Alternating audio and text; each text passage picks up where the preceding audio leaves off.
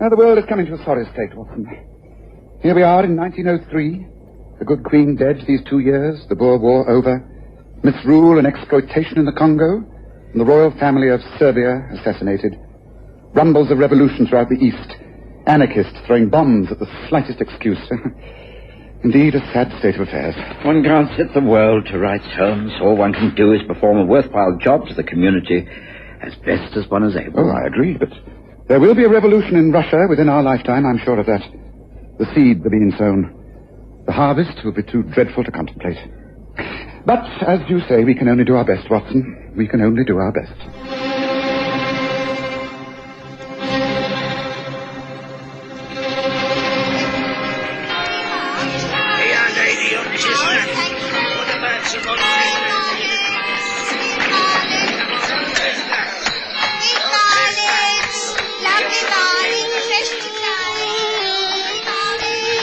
We present the stories of Sherlock Holmes.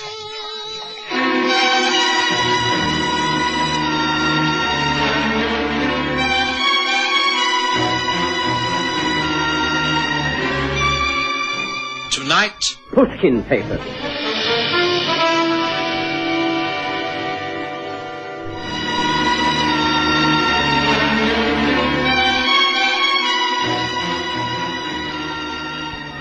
It had been rather an eventful year, as Holmes had pointed out, and the future looked quite gloomy as far as international affairs were concerned.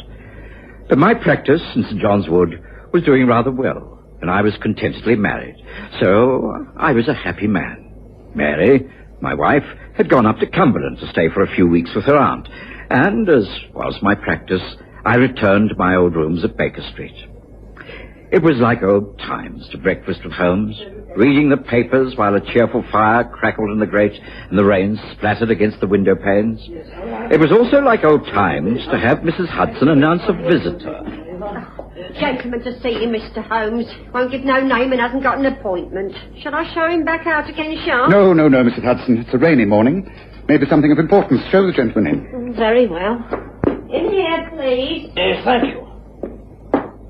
I do beg your pardon, Mr. Holmes. This is an intrusion, but I thought it necessary. I shall not take up much of your time. Oh, come in, sir. State your business. You may speak freely in front of my friend and colleague, Dr. Watson. Oh, the good doctor's name is known to me. I am Jason Pushkin. I am of British nationality and Russian antecedents. I am a bachelor, a scientist, and an inventor. I live at Royston Estates in Gatestone, near Chelmsford. I have a small cottage and workshop in the grounds of my good friend Claude Miller. I understand that you are not only a famous detective, Mr. Holmes, but that you have a brother, Mycroft, who is somewhat attached to the British Foreign Office. Is this correct? This is perfectly correct. If you can state your business as clearly as you have given your background, we shall get along famously. Thank you. I have papers, secret papers, which I can trust to no one. Therefore, I bring them to you. Well, I am flattered, but surely this is taking a great risk. I'm quite unknown to you. Would it not be better to deposit any valuable papers you have in the strong room of a bank? Oh, no. I may wish to get at the papers at any time, to arrange for them to be sent anywhere in the country at a moment's notice, and I do not wish people to know that I regard them as important. I take it that your secret papers are some form of protective weapon, which the country may be developing. Chelmsford is the headquarters of the Naval Research College. I need say no more. No, indeed. But tell me, will you undertake this assignment, if one can call it? I shall cooperate to the fullest extent. Then here, in my case... in this envelope is the results of 20 years of work. Guard it with your life, Mr. Holmes. I shall indeed. But now, Mr. Pushkin, tell me who you fear most. I beg your pardon. You asked me to guard your work with my life. No doubt you are prepared to do the same. But you fear someone will be prepared to kill you in order to get the contents of this envelope? Otherwise, why get rid of it? Whom do you fear? I wish I could answer that. If I could, I should go to the police or one of the branches of government security. I do not know. But there is an organization at work in this country. It is known only as the Red Secession. As its name implies, it is a revolutionary organization dedicated to the destruction of the British Empire and a state of anarchy in Europe. Well, I am not prepared to have my work destroyed. Hence my request. I understand. Well, thank you for your trust. I shall see the envelope doesn't fall into the wrong hands. That is all I need to know. Thank you. Thank you, Mr. Holmes, Dr. Watson. I will take up no more of your time. Good day to you. I shall be in touch with you very shortly. Do not worry. I can find my own way out. Well, Holmes, we've had some pretty strange visitors in these rooms over the years, but surely Mr. Jason Pushkin must be quite unique. Yes, very odd. It doesn't quite make sense. Yes, but I have a feeling that this meeting is going to lead us into very deep waters, Watson. What are you going to do? Well, a great deal of checking up. Now, first of all, a safe place for these papers. Now, turn back the carpet in the corner opposite the window, Watson. Mrs. Hudson is a good housekeeper, but I'll wager she hasn't had that carpet up in a dozen years. Can you manage? Yes, I think so. It's flush with the wall, of course, and hard to prise up, but... Yes, that's it. Yeah. But do we know that this Pushkin man is genuine, Holmes? He could be some crank, not what he says he is at all. Well, that's where the checking up comes in. Well, there should be no difficulty. Mycroft is certain to be at the Diogenes Club at lunchtime. You'll be most interested in this man. If this matter is as serious as it appears, then we should have an interesting time ahead. Don't you agree, Watson? I left Holmes and went about my own business. It was late when I returned. There was a hot supper waiting for me, and a note from Holmes saying he would be dining out. I read for an hour or so, and then decided upon an early night. At 1 in the morning, I woke to find the passage light still burning. Holmes had not returned. But in the morning, he was up and about before I was, and in a very bad mood. I've been a fool, Watson. An overcautious fool. I'm so used to people telling me lies that I can't see the truth when it's placed before me. But what is it, Holmes? What's wrong? This is what is wrong. Read it yourself. I cannot bear to go all over it again. Robbery and murder at Royston Estate near Chelmsford. Local scientist Jason Pushkin shot while tackling thieves, Holmes. Oh, Holmes, is this possible? I should have gone down there straight away. That man knew he was going to be murdered. He as good as told me so. I didn't take his word for it. I had to go into things with my usual thoroughness and so waste time. I blame myself. Oh, come, Holmes. I don't see how you could possibly have prevented this. It says here that he was fending off burglars. Rubbish. Housebreakers rarely do a job armed to the teeth. It was murder. Murder by the Red Secession Organization. Deliberately planned and carried out to look like a chance killing. Oh, excuse me, Mr. Holmes. Are you and the doctor ready for breakfast now? Oh, and Inspector Gregson has just arrived. He's in the hall. Well, bring him up, Mrs. Hudson. Oh, we'll make it breakfast for 3. I doubt if I shall get a chance of another meal today. Very good, sir. Come this way, Inspector. And I'll be bringing on the eggs and bacon straight away. Thanks, Mrs. Hudson. Come in, Gregson. I know why you're here. My brother got in touch with you at the yard and says you've got to get down to Gateston near Chelmsford as soon as possible. Is that not so? That's right, Mr. Holmes. I don't quite know what he expects us to find. From all the reports we've received, it seems like a clear case of armed robbery that led to a murder. Regrettable, but that's it. It's regrettable, but I'm afraid that isn't it. We're about to move in muddy waters, Gregson. Unless we move with extreme care and arrive at the correct solution, we could stir up so much trouble that the whole of the balance of power in Europe could be changed. Yes, the man Jason Pushkin was no ordinary scientist. I've been going into his history very carefully. He came to this country many years ago after being accused of betraying revolutionary elements in Russia. He's been on the condemned list for years.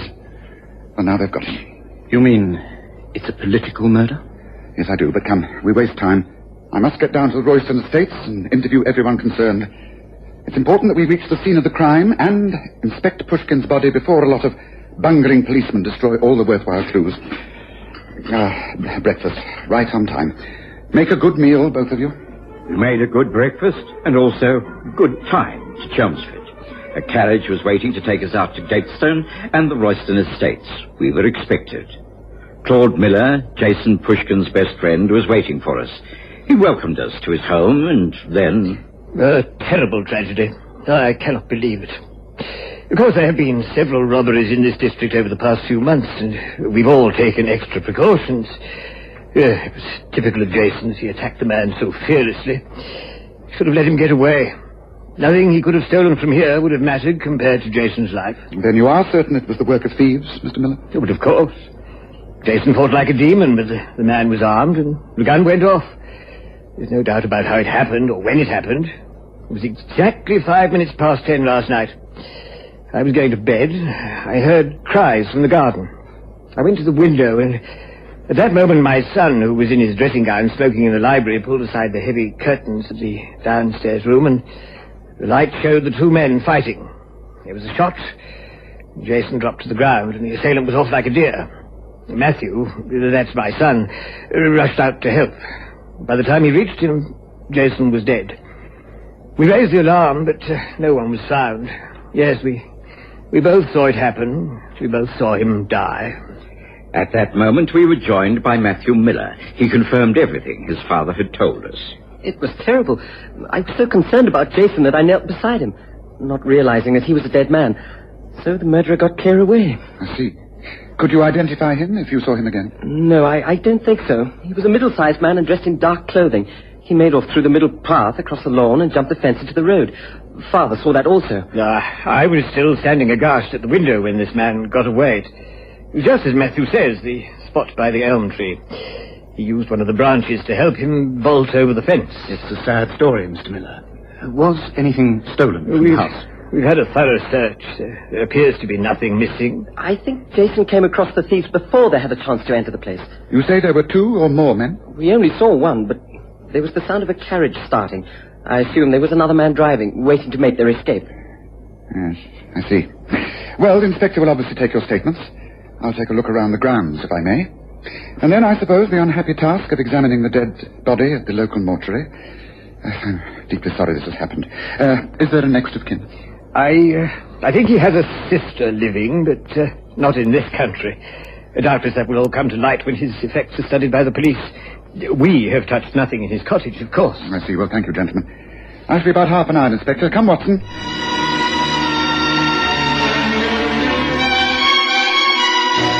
For about the next 35 minutes, Holmes went over the drive and gardens with his usual thoroughness.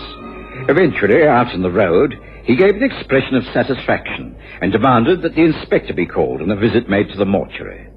There, his time of examination was even shorter, and within the hour, we were back at the railway station and just in time to take the return train to London. Well, Mr. Holmes, have you reached any conclusion? Oh, yes. It's an extremely obvious case. Elementary, my dear Inspector. You think the unknown assailant was a member of the Red Secession? The whole thing is staged to look otherwise. That is exactly what I think. Well, in that case, I hardly think it's obvious. It means we're looking for an assassin who will immediately disappear into thin air, almost certainly to get away from the country as speedily as possible. Oh, I don't think so. No, I don't think that at all. Look, I shall pose two questions to you. Ponder on them, because they will prove the key to the mystery. One is, why? If it was an anarchist bent on revenge, why was a bomb not used? Now, this is traditional. And the second is, why rob the house and not the cottage? Well, I don't know. You, Watson? Oh, neither do I, but I do know one thing. Whoever killed Pushkin must have been after those papers, and therefore I think we can... Yes, Doctor? You were saying? Yes, well, I think Watson means we shall expect even more trouble. If I may make a guess, and I loathe guessing, I should say the next development will take place about breakfast time tomorrow. But we shan't ask you to join us, Inspector. We'll be in touch later. And that is all we could get out of Holmes during that journey. Or, for that matter, that day. The next morning dawned bright and clear, and I was up and about early. So was Holmes. And when Mrs. Hudson brought in the breakfast, she also carried a small parcel on the tray. There we are, just as you like it. Sausages, kidneys and bacon, and kedgeree, just to make a change. Oh, and this came for you, Mr. Holmes, special delivery. Oh, thank you, Mrs. Hudson. Please place the breakfast on the sideboard and the parcel on the table. Yes, now, Watson, what do you make of this? Yes, I know. Yes, the time is just a few minutes to 8 o'clock. My habits are well known. We sit down to breakfast at 8 sharp, but not, I think, this morning, Watson. Listen.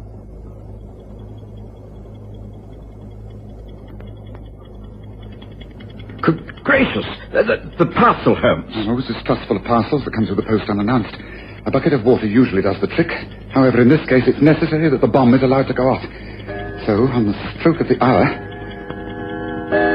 Now get outside in the passage, Mrs. Hudson. Down, Watson, down! Now! I could scarcely believe my eyes. On the stroke of 8, Holmes lobbed the parcel at the window. The explosion rocked the room. Mrs. Hudson nearly fainted away in the passage. A lot of glass flew about the place, but neither Holmes nor I was injured. However, Holmes immediately gasped out. Get a carriage ambulance at once, Watson. Oh, heavens, Jones. Are you hurt? Oh, this is terrible. Just look at the window. Holmes, we don't need an ambulance, surely. Yes, we do, Watson. It's most important that whoever sent me that bomb thinks he's been successful. I wish to be taken to Paddington Hospital immediately, and I rely upon your quiet, Mrs. Hudson. And give out to the newspapers that I have been most grievously injured. I rely upon you. Right. Now, come now, not a moment to lose. The whole neighbourhood will be here within a few seconds. It was all arranged as Holmes ordered.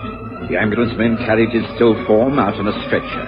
And an hour later, I gave the sensational news to the London press. Mrs. Hudson, of course, had to be sworn to secrecy. But once she knew Holmes was perfectly all right, she entered into the spirit of the thing with alarming enthusiasm. By the late afternoon, she was completely absorbed in her role. Been crying me eyes out in front of the neighbours, I have, describing the blood and mangled remains on the carpet. Oh, I really should have been an actress, you know. Wasted talent. Oh, by the way, a telegram's arrived for you. I've got it here in the pocket of my apron. Oh, thank you. Oh, good gracious me, this is terrible. Oh, not more bad news, I hope. Oh, my wife, she's taken ill in Cumberland. I have to leave immediately. Sure enough. Holmes. I'm glad I got here in time. Oh, Holmes. Pray excuse my garb. It was essential to enter the building incognito. Hence the work clothes. I've come to inspect the damage to the window. Now, look here, Holmes. This has gone on long enough. I've just had this telegram from Mary. She's been taken ill and needs me. Why not check on it first, Watson? Send a wire inquiring about Mary's welfare, and I guarantee that you'll get a reply at once saying she's in splendid health. What you mean? You mean that... You are needed, out of the way. I'm in hospital, you are going to Cumberland, and Mrs. Hudson here is going to spend the night with her sister. Am I? Yes, you are. There will be no one here from now on, and the place will be completely unguarded. Oh, I see. You're expecting the place to be burgled. Exactly. Why go to all this trouble unless there's a reason? And the reason? The Pushkin papers, of course. Now, are you going to your sister's, Mrs. Hudson? Well, if you say so. I've never been so confused in the whole of my life. It still makes a change, doesn't it? You're doing splendidly, Mrs. Hudson. There's only one thing I want you to do now, and that is to leave the back door open. I'm expecting Inspector Gregson to join us later. Go on. Go now. Oh, and don't talk about anything you've seen or heard in the last 20 minutes. No, yes, Mr. Holmes. Oh, dear. I don't know what sort of part I'm supposed to play next. Where's it all going to end? That's what I ask myself. Where's it all going to end? Well, Holmes, where is it going to end? The capture of Jason Pushkin's murderer and a lead on the trail of the Red Secession. And when is it going to end? Well, our part of it all shall be over and done with tonight. I never thought I should have to hide out in my own home. Well, Watson, it seems it's necessary. Come, let's get ourselves settled down. Gregson should be here soon. I think he'd better take the other room. We'll have to make do with the alcove and the curtains across it. Let's set the scene for the final act. Holmes and I concealed ourselves as best we could, and then began the long wait. It seemed hours. The room grew dark and cold, but Holmes forbade any light, and I remained cramped and irritable. You sure about this, Holmes? I mean, we could be here all night. We shan't be. But is it necessary? I mean, if the inspector's men are posted about the place, can't they handle it? Oh, that's unworthy of you, Watson. This assignment was entrusted to us. And... Wait. Listen. Our visitors are here. Quiet. Careful now. The main sitting room must be off the landing. This way. How can we make a search without using a light? If we come in the daytime and risk it, madness. We will manage. Come. This way.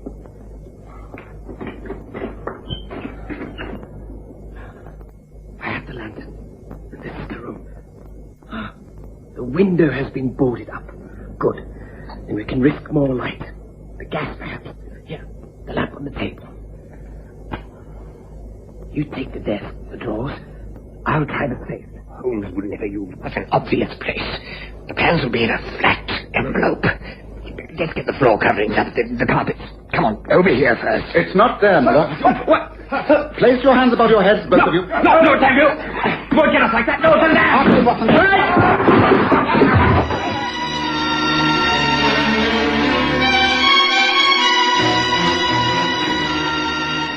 There was total confusion. And then Inspector Gregson's men took charge. The two men were overpowered. The main gas bracket was lit, and Claude Miller and his son were handcuffed together and taken away. Holmes and I tried to restore a little order to our rooms. Well, as I said to the inspector, it really was elementary, my dear Watson. It was clear from the first that the only people Jason Pushkin could have been scared of were the two men who lived in his immediate vicinity.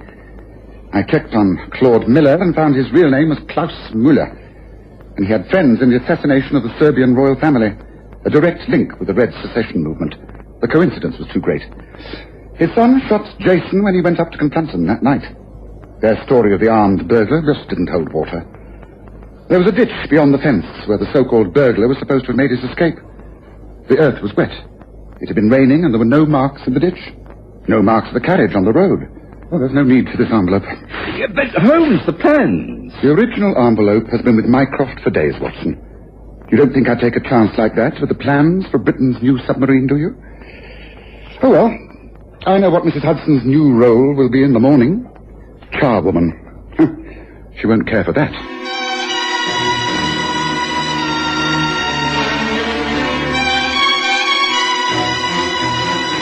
Listen again next Sunday to The Stories of Sherlock Holmes, with Graham Armitage's Holmes and Kerry Jordan as Dr. Watson.